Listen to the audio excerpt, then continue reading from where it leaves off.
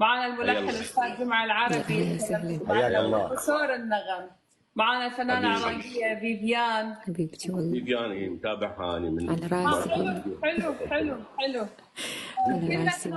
احنا محتاجين فزعتك صديقي. يلا. انت متخصص هويه، وفي هويه في الفن كله اسمها هويه جمعه العربي، وجز انت حبيبي. تعرف ان انا اعشق هذه الهويه واحب اديها يعني.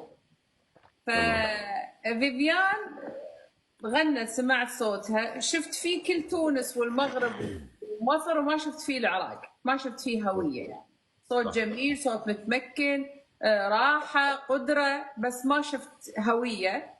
فكان وائل عنده رأي ان هل ممكن في شخص يستخرج هوية فيفيان أكاديمي زي حضرتك يعني؟ طبعا. نقدر على الهواء الآن نسوي تجربة، لأن هي لا تجربة. أنا عارفة أن الموضوع يحتاج عمل وجهد، لكن تجربة أنك تسمع صوتها وتحكم. أنا سامع صوتها طبعا. من غير البلاي باك اللي غنيتيه ام كلثوم ولا ذكرى ولا اللي تبي. لا انا متابعها حتى باللايفات مالتها لما تغني بدون اي شيء. متابع صوتها واضح المعالم. مشكلتها وين؟ مشكلتها انه تغني مثل اللي يغنون، انه تغني مثل الموجود بالسوق، ماكو شيء مختلف.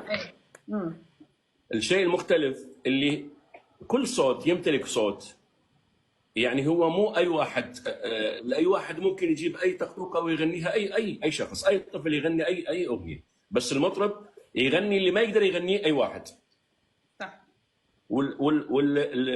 والتجارب كثيره، يعني مثل عدنان بريسم صوت كبير لكن اختياراته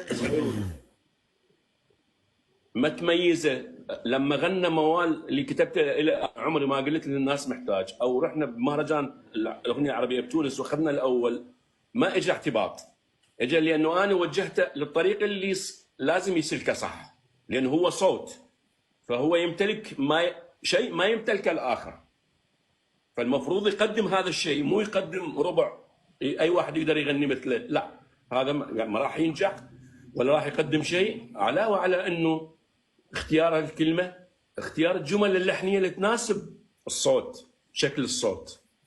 تمام؟ انت تدرين شمس احنا ايش قد تعبنا بالفتره الاخيره بالاغاني الثلاثه اللي سويناها.